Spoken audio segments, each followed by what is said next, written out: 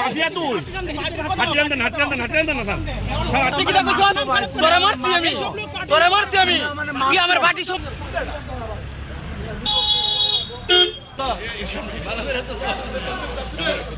যে শাইনশা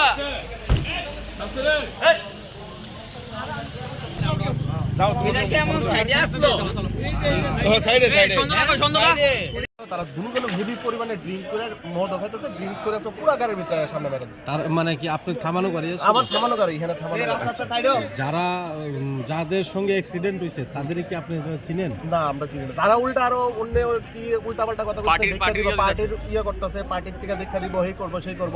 তারপর কতজন আসছিল তারা? তারা দুইজন আসলো। তারা এই সব কথা কয়ে কয়ে উল্টা পার্টির নাম খারাপ করতে। তারা কি মদমত্ত অবস্থায়? মদমত্ত দুজনে মদ খাইতেছে গাড়ির ভিতরে। কোন জায়গা এটা? এটা হচ্ছে কর্নেল চৌক। আপনার বাড়ি কোনখানে? আমার বাড়ি বর্দোয়ালি। গাড়ি কি আপনার কত রেস্টুরেন্টের সামনে। কিরকম ক্ষতি হয়েছে গাড়ি?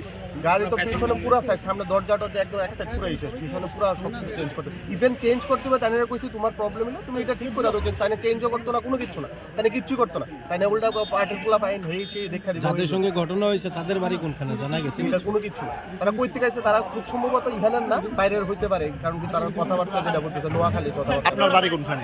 আমার বাড়ি